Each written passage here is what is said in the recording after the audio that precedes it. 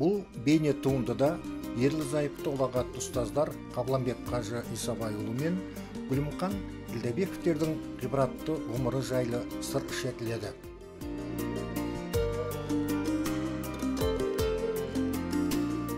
Адамның адамгершілігі жақсы ұстаздан болады. Абай Құнанбайұлы.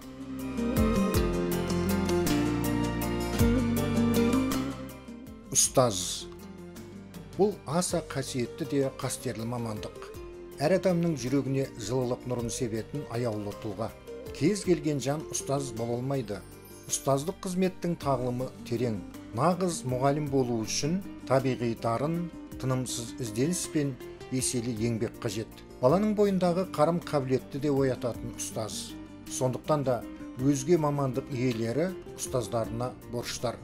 Міне осындай іскерлік қабілетке ие ұлағатты ұстаздар Қабланбек қажы мен Гүлімхан Ділдәбековтер. Кеудесі жақсылардың алтын сандық демекші, жақсы адамдардың өмір жолын зерделесеңіз, көп жайды аңғарасыз. Енді өткенге шегініс жасалық.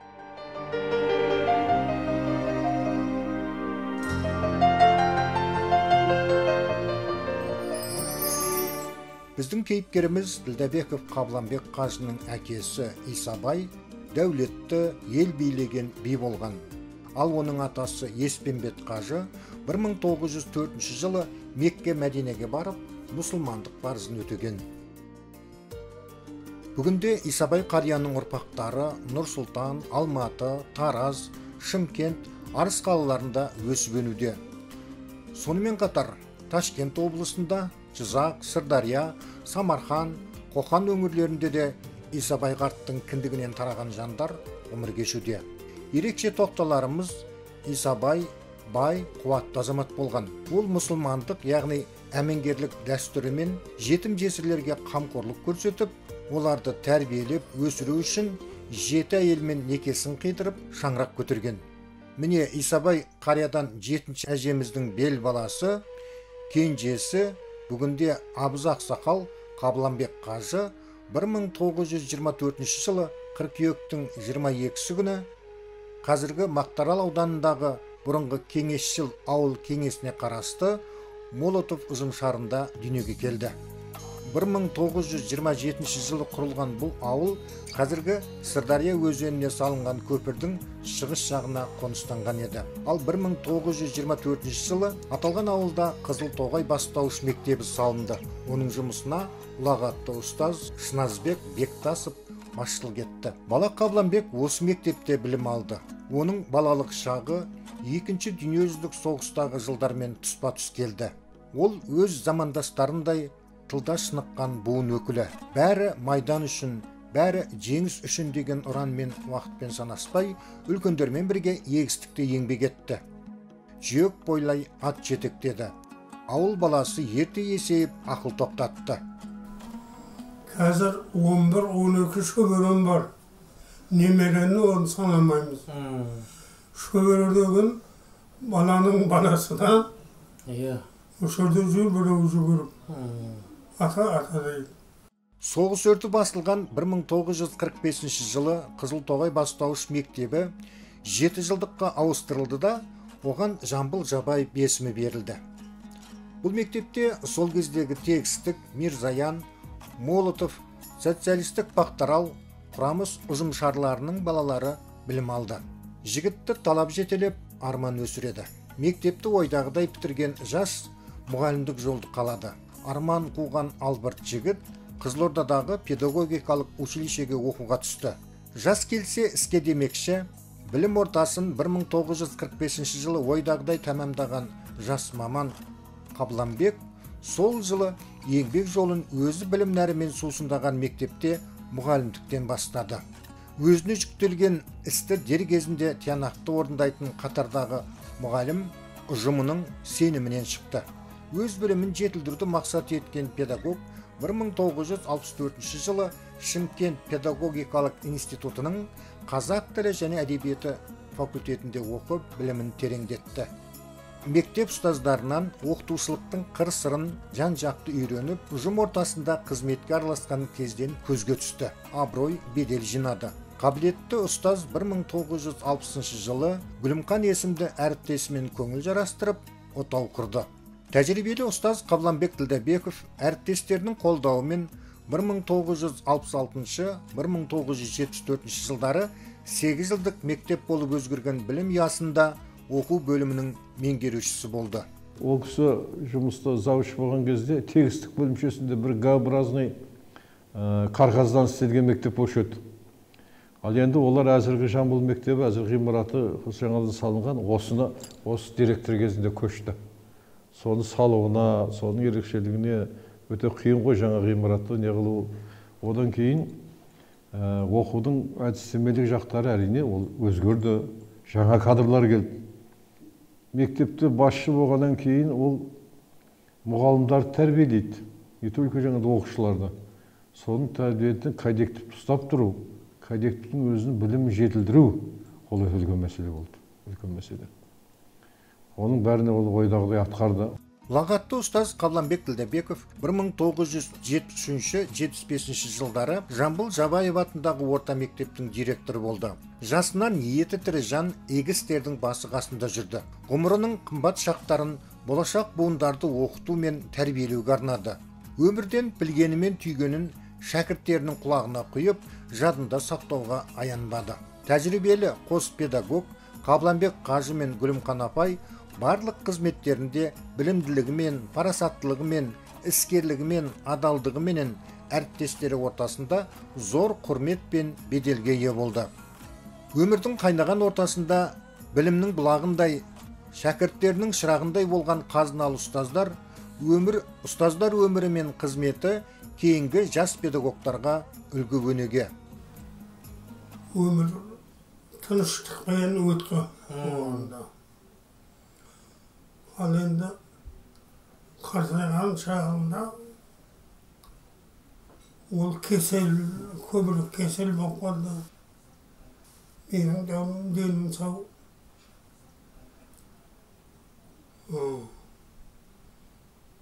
Ол жағы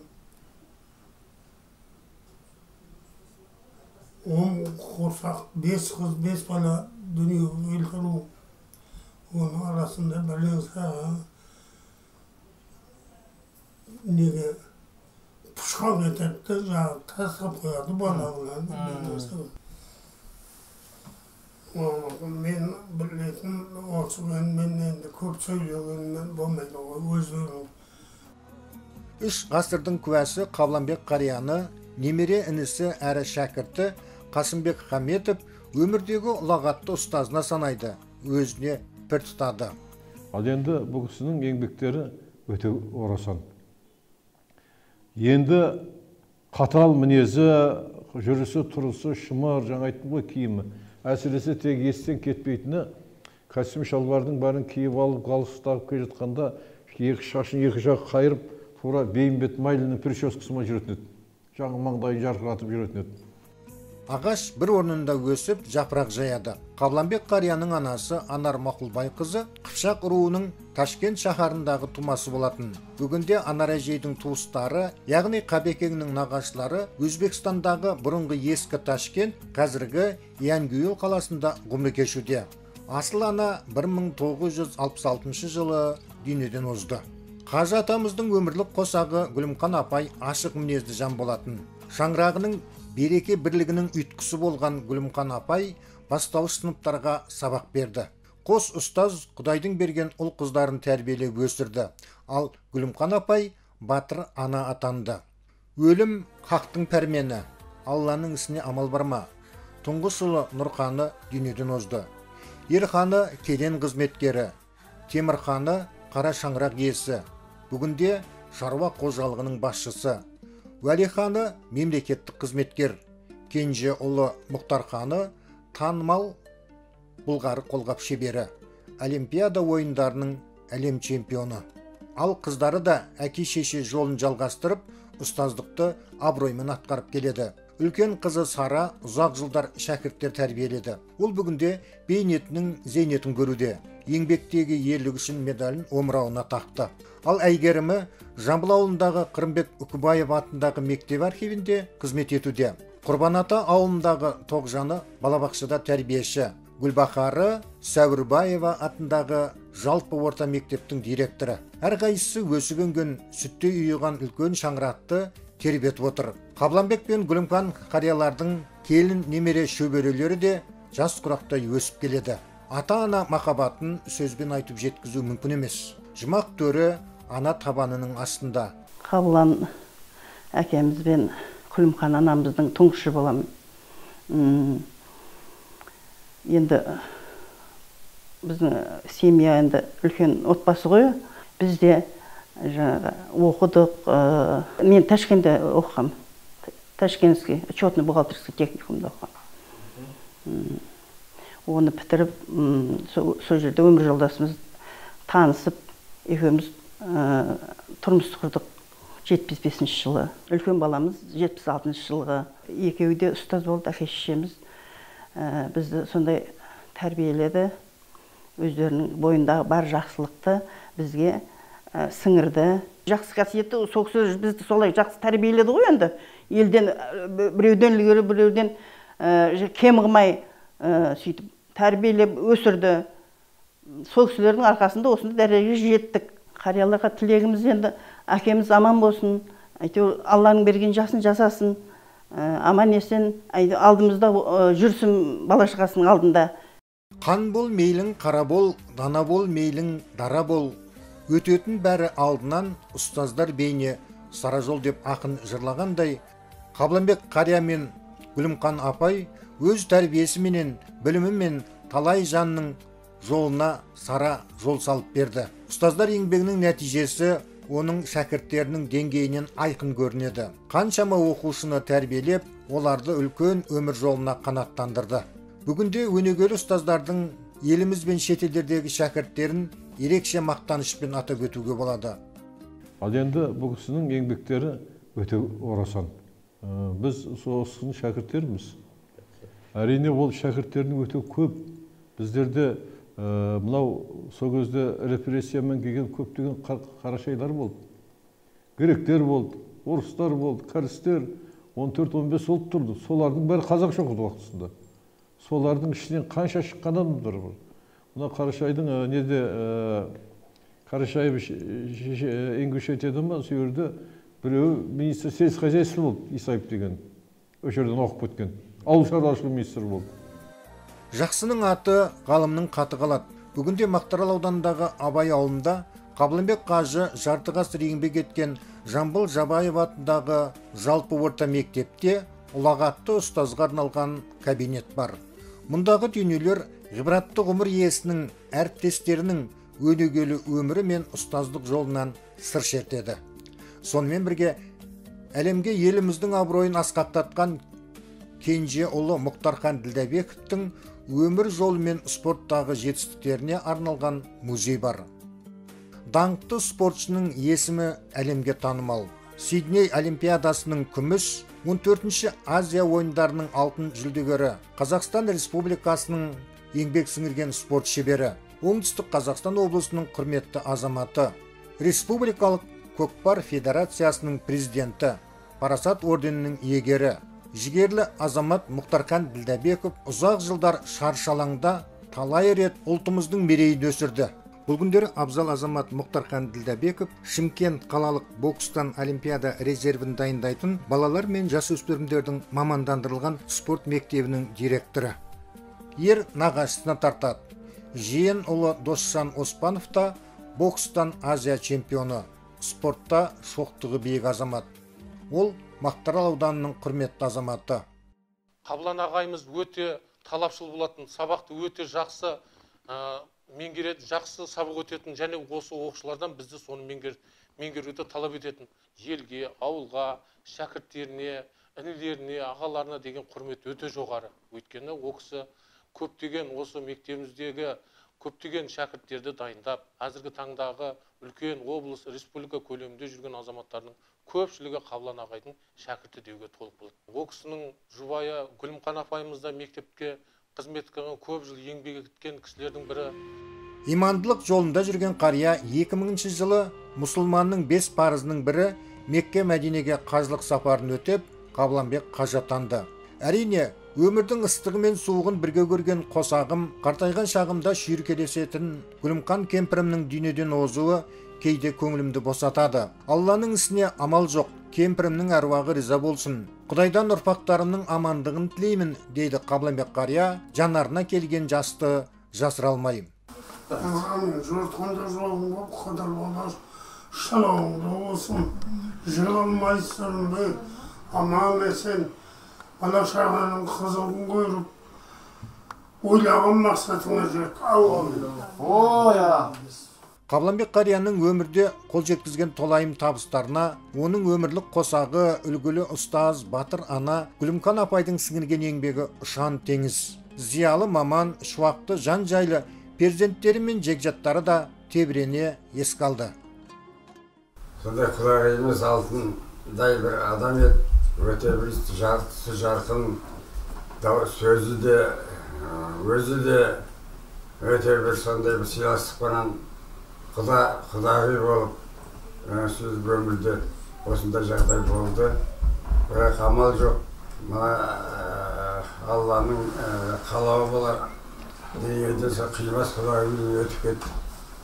Амал не? Бірақ мына Құдай қаласа, мына артында мына балдары бар, қыздары бар, ағайын туысқандары бар.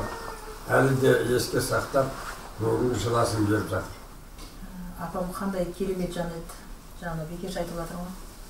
Мектепте мұғалім болды. Қанша ұл қыз тәрбиеледі. Өзінен де мынау 5 ұлын 5 қызын тәрбиелеп, міне торына қондырып, жаңағы барлығына қызығын көрді. Бірақ әлі де көре беретіндей өмір бар еді. Бірақ енді Алланың жазғаны да енді. Мына қазір немере шөберелер отыр мінекей бәрі.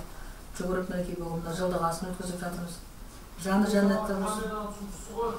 Құран нұрмен нұрландырсын. Ұрпағы аман болсын. Анамыз алтын адам еді. Өте жақсы адам еді. Кешегі кеткенше еркелеп жүрдік қой ол кісіге. Кетіп қалған кейін білінеді. Қорлы. Апамыз суретін. Соған да бір жыл болып қалыпты. Жыласып. Жатқан жері жайлы болсын адам. Барыңызға рахмет, қызмет қылмады. Алланың жолын берсін. Қыздары барлығы бар екен. Сол енеміздің жолын бере берсін, атамыздың жолын берсін, бақытты болсын. Осы жаққа тек қана жақсылыққа жиыла берейік. Анамыз жайлы жырымыз таусылмайды. Анамыз өте былай қарасақ, мынау ер мінезі де мінезі бар еді. Жұмсақ кезінде жұмсақ. Міне бізді солай тәрбиеледі. Өте ақ көңіл, қонақ жайлы. Жаңа айтылып жатқандай.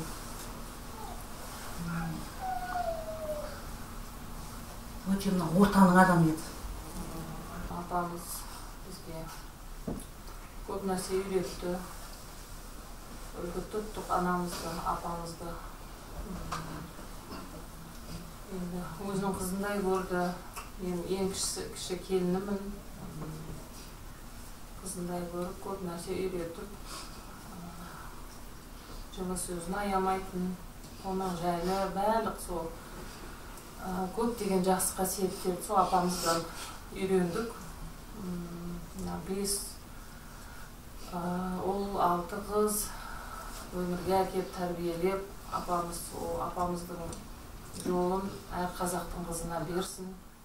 Қабланбек қажы мен Гүлімқан Ділдәбековтердің бұралаңы мол, бұлтарысы да жеткілікті өмірдегі өнегелі ғұмыры, болмысы мен бітімін, тыныс тіршілігін саралай келе, бір туар ақын Шәһәрім Құдайбердіұлының мына өлең шумағы ойға оралады. Өмірдің өкінбейтін барайласы, ол айла қиянатсыз ой тазасы, мейірім, ынсап, әділет, адал еңбек, таза жүрек, тату дос, сол шарасы. Сөз зергерінің осы шумағы біздің кейіпкерлерімізге арналып жазылғандай. Ұстаздық жолға бар өмірін арнаған Қабланбек қажы Исабайұлы бүгінде бақытты жан. Ғасырға жуық ғибратты ғұмыр кешіп келе жатқан қарияның әулеті мәуелі бәйтеректей үрім пұтағы жайқалып өсіп келеді. Бұл күндері қарт ұстаз үлкен өнегелі жан, батөгөй қария, абыз ақсақал, ата-бабалары көтерген қасиетті қара шаңырақтың иесі. Отбасының шуағына шомылған жанның барлық ой мүддесі ел тыныштығы менен бірлігі. Адамгершілігі мол бекзат болмысты қос қария ұлағатты ұстаздар Ерлі зайыпты Қабланбек қажы Исабайұлы мен Гүлімқан Ділдәбековтер ұстаздықтың ұшар шыңына шықты. Бүгінде ұрпағының аялы құшағында берімге бөленіп отырған Қабланбек қажыға мықты денсаулық, бақ береке тілейміз. Ғибратты ғұмыр иесіне жаратқан иеміз жар болып, ұрпақтарыңызбен бірге ғасырлық тойыңыз тойлансын.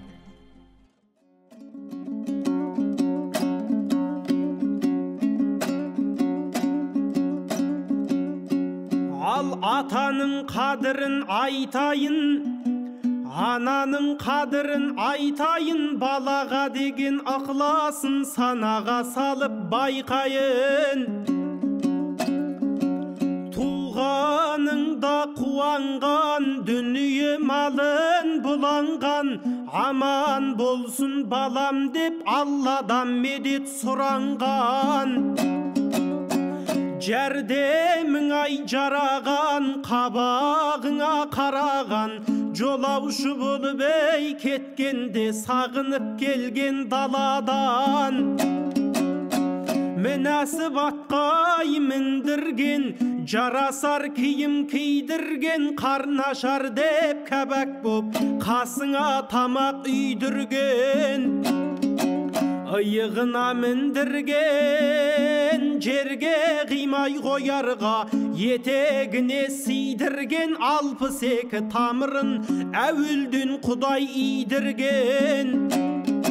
Мектепке бербей жасыңда танытып құбыла білдірген, жыласаң көңлі жүдеген, қуансаң тасы бүдеген.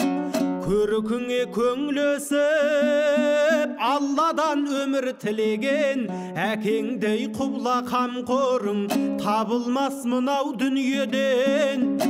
Мейірбаның ей жан әке, әкеңде өлмес болсай шай, қасірет болып көңілге қапада келмес болсай шай. Әкенің қадірін ұл мен қыз тіріде кезде білсей шай.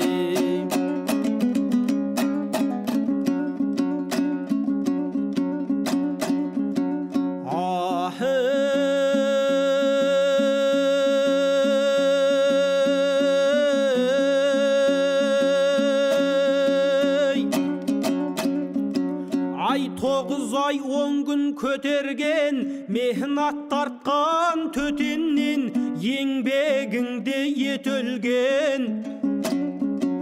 Қадірін оның білмесең, қызметінде жүрмесең, арамыз алым болғаның ұрғаны Құдай жетеңнен. Жақсылық қылған піріңе, жамандық қылсаң тіріде, жазаңды Алла тартқызар, орын жоқ жәннат мекеннен. Ай аузыңа ақ сүт емізген, шайнап тамақ жегізген, осы бір жарық дүнияға себепкер болып келгізген. Құйрық шайнабай май берген, құндақтап жерге жай берген, оның қылған қызметін күнменен жұлдыз ай көрген. Анаңдай ғазиз мейірбан табылар саған қай жерден. Аңылдап даусың шыққанда шықпаған жырақ қасыңнан, күйзеліп жаны ашыған. Ай қараңғыда жыласаң, таныған көрмей даусыңнан, мейіріңді суға қандырған мейірбан бар ма осыдан? Алла пайғамбардан соң күллі жақын ей досыңнан, қияметке кеткенше өлшеулі өмір өткенше, көбелектей айна деп пәруана болған басыңнан.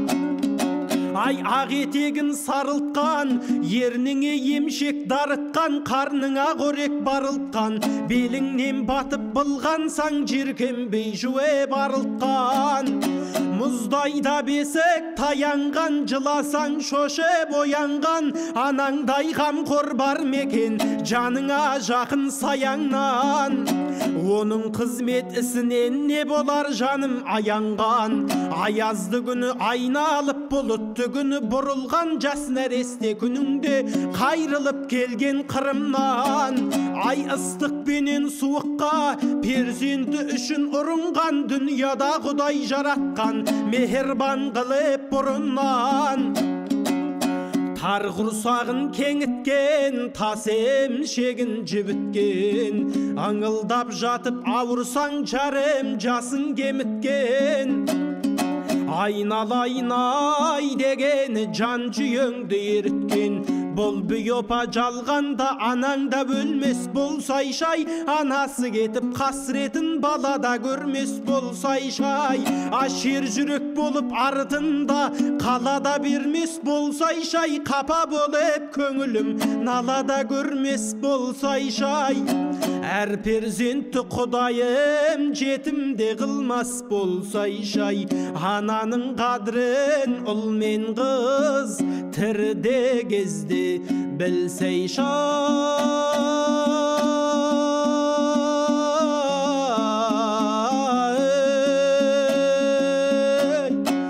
Ананың қадірін ұл мен қыз тіріде кезде білсей шай.